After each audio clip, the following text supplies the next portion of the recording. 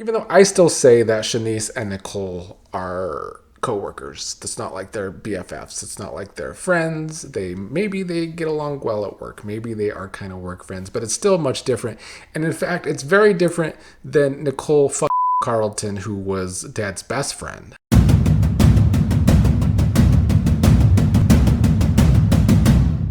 Hello, hello, fellow Beyond the Gates fans, here to talk about today's Monday episode of the show. And while it was definitely not as strong as the 4 episodes last week was just a really good week for the show. I wouldn't say today was necessarily bad, but when you have the characters of Ashley, Naomi, Tomas, a lot in one episode, it's not going to be a great episode, unfortunately. But let's talk about what I did like today. Kat was at the bar today waiting to celebrate with Tomas for his promotion, a junior partner at the firm. But he was late to the meeting because he had to meet up with Bill and discuss a case. Ted walked in and Kat was wondering if she should apologize to her father after the fight they had last week. But then when she turned around again, he was hugging up on Chenise, and this was Kat kind of finding out that they might be an item now. Kat kept looking over from the bar while they were there talking. Shanice did bring up to Ted when they were alone how Leslie brought up to her that she and Ted slept together just months ago. And Ted tried to talk about that and play that off. But what I like most about that scene is that after Shanice mentioned this, she mentioned how she had already overheard all of this before because of all her nosiness at the hospital. So she wasn't finding this out from Leslie when Leslie brought this up on the other episode. She already knew because she knows all the tea. That is Shanice. Ted then finally noticed Kat, and Kat came over to greet them. Of course, Ted got called away to a phone call that was an emergency. And so Kat and Shanice were left alone. And Kat asked how long this Shanice and Ted thing has been going. Shanice said it was very new and she caught feelings way after her parents split. Ted and Nicole split. She said that Nicole now knows. Ted had to leave on an emergency, so Kat and Shanice were left to chat. And I'm glad that their chat went well. Kat could have tried to be her typical bitchy self, and I'm glad that she wasn't. I'm glad it's probably good for Kat's sake, too, because if Shanice can handle psychotic Leslie, she can definitely handle kitty Kat. But what I liked about these scenes is that they bonded over their disdain for Leslie. Kat asked what Shanice planned to do with the cuckoo bird, meaning Leslie, and how Leslie is obsessed with Ted. And Shanice basically said she can handle Leslie, but if push comes to shove, she will show Miss Basket Case Bitch who she is. So Shanice not playing where Leslie is concerned, and I think that's a good thing. I think we've needed a character to stand up to Leslie more. Kat has tried, but most people don't. Shanice is one of those people, and I just like the way they write Shanice in general. What makes Shanice a good character is a lot of characters on this show either have a big personality, but they are lacking when it comes to either like smart thoughts or just being grounded. You see that a lot with Kat. Her big personality gets her in trouble a lot because she's mouthy and she obsesses about things. Leslie is psychotic with her big personality. Dani is very over the top and dramatic, and she's been grounded as of late thanks to Andre, but she is slipping off the ground again thanks to Bill. Shanice has a big personality. She's a very entertaining character, but she's also very logical. She's like one of the only characters on this show right now that I actually think has all those layers that makes a good character show. I've seen some people, I don't know if they're the Kat fandom, the Kat and Nicole fandom, that want to turn on Shanice right now because she's with Ted. And even though Ted comes with a lot of baggage, like we discussed last week, you're not going to turn me on Shanice probably ever. Nicole ran into Tomas today at the beginning of the episode, congratulated him on his promotion. That's when Dani arrived. Nicole worried that Dani might want to leave since Tomas was going to be meeting with Bill, but Dani said that she and Bill had been getting along well lately, then remembered her kissing Bill last week, and she knows that Tomas seen them, I think. Maybe she doesn't know. I can't remember if that... They kind of confused me with their fake out last week on the Friday episode when Bill was daydreaming. So maybe Dani doesn't know that Tomas seen them. Maybe Bill only knows that because I think he told her during the damn daydream. So Dani doesn't know that, but Tomas does know that they were kissing all up over on each other. Dani was seeing that Nicole was glowing today. She asked her sister if she got some. And Nicole did get some from Carlton. She was hyping up the too good sex with Carlton, but yet also saying that it didn't measure up to Ted and that the same chemistry is not there. And Dani also learned that Shanice and Ted are dating. Dani is like a part of the fandom that is calling Shanice a backstabber, not going by girl code. Even though I still say that Shanice and Nicole are co-workers. It's not like they're BFFs. It's not like they're friends. Maybe they get along well at work. Maybe they are kind of work friends, but it's still much different. And in fact, it's very different than Nicole fucking Carlton, who was Dad's best friend. So Nicole doesn't have a right to be upset with that. And I'm glad Nicole isn't upset with that because I think she realizes that when it comes to her and the Carlton thing. Bill did arrive at the club, and he greeted Dani and Nicole, and Dani said she didn't have time for chit-chat. She was in the middle of an important family business talk, and she said that Bill's not included in that. She mentioned family business and saying that Bill is not included in that. I guess trying to take a shot at him, maybe trying to run from these feelings she's feeling for Bill again. Bill had his boring meeting with Mr. Roboto Tomas. At one point, I wanted to give the actor that plays Tomas some credit today. Maybe I'm feeling soft, or maybe I'm just feeling nice today. I don't know what it is. But I felt like today, at least it didn't come across like he was reading his lines straight off the damn page.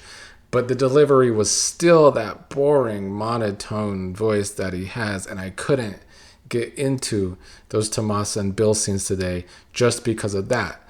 Tomas did say he's never going to rat out Bill, but warns Bill that he shouldn't be playing with fire, asking, is Dani worth it?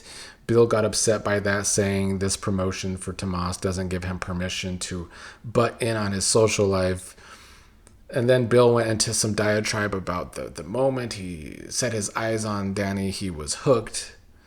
I don't know if Tomas used this information that he has on Bill and Dani to its full potential.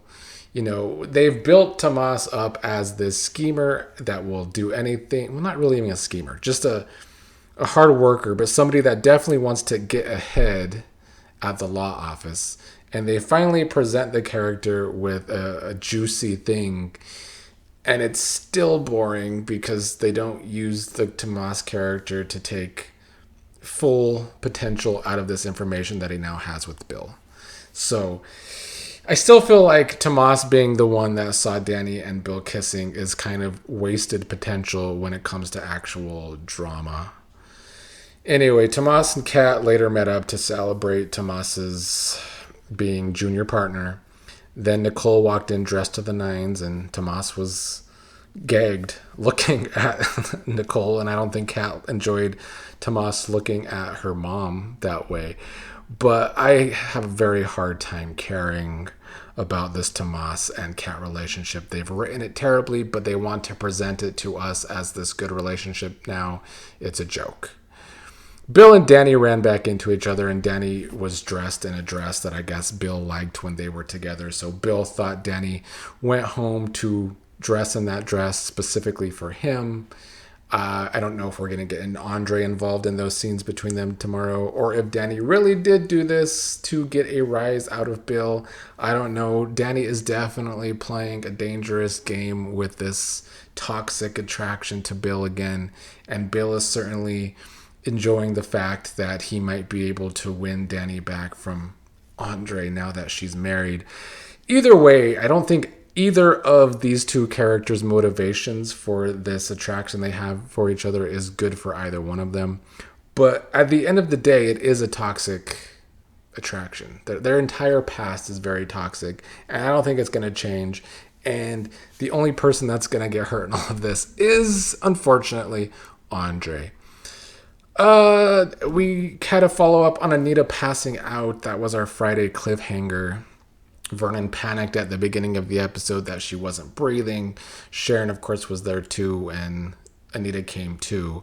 Vernon wanted to call an ambulance, but Anita didn't want an ambulance called because if an ambulance pulls up to their house, it's going to make the news. And in typical Anita fashion, she's worried about optics. Even with this cancer, Anita is worried about optics, but at least it's very in character for her, I would say. Vernon still called a doctor, and Ted ended up being the doctor that came over to check on Anita, so it was a quiet thing. And she seems fine for now. It is nice of Ted to be the one to come over and check on Anita because they treated him terribly at one point. I still remember when Bill had them all betting on Nicole and Ted's fight, and I thought that Anita and Dani and Vernon all looked stupid standing there next to Bill betting on Ted when Bill has done way worse than Ted. So they looked dumb there. But Ted was the nicer person here, and he said that Vernon can reach out to him anytime. And Vernon said it was honorable of him after the way they shut him out. The cancer scenes today weren't my favorite. I don't know if I still have fatigue from those 2.5 weeks where it was the only story that we got to watch. But I do think Vernon was the strong point of today's scenes with this because we got to see Vernon's frustrations with Anita passing out, his fear that she could have stopped breathing, and he was kind of blaming that Sharon went to her with chemo and not him, so he wants to be by her side at all times. He's saying he can't lose her, and she's trying to get Vernon to see that it's possible she could die from this, and she wants him to get to a point where he will be okay if she's gone. So it got heavy towards the end, and I thought that Vernon was definitely the strength of those scenes today. And lastly, not going to talk about it much because I don't even understand why it's a storyline. Naomi and Ashley continuing to talk about Naomi's cancer gene. Naomi's acting like she has the cancer, and I don't understand the motivation for Naomi to not want to talk to Jacob about it. It doesn't make sense from a character standpoint unless it is to just further ruin Naomi and Jacob's marriage. Because at this point, if Naomi and Jacob are still a thing by summer 2026, I'm going to be very confused because they are doing really bad in their marriage right now. There is like literally no communication. But to make matters worse, I saw somebody on Reddit bring up today that Ashley and Naomi were upset with Derek and Jacob for withholding the truth from Ashley back when Derek was actually able to feel his legs again, but pretending he wasn't. And now Naomi wants Ashley to do the same thing by keeping this from Jacob, and they just both look like stupid hypocrites. And I don't know why they have made the character of Naomi so insufferable, but she's down there with Ashley and Tomas now for me as character. Well, I don't know if any of them are as low as Vanessa right now, but those two characters are also low on the totem pole for me of characters I don't really even want to watch a lot. And honestly, sometimes Jacob falls in that category too, but at least Jacob has an interesting job where they can just throw him in a storyline like they're doing now, where he's going undercover and maybe having to go against some new villain on the show, the Impaler. They have made quite the name for that villain, calling his nickname the Impaler. And Naomi, we don't even get to see her job. We don't get to see her be a lawyer ever. She's always just involved in some nonsense. And it's hurting the character, to say the least. But overall, today was okay. I think compared to last week, it's maybe a bit of a downer because last week was so good. I also watched a lot of One Life to Live from 1989 today. And you could go watch it with me over on patreon.com/OCGTV. And they end every episode with a cliffhanger. They do such a good job back in 1989. And that's not even considered a strong year for One Life to Live, but I find it entertaining.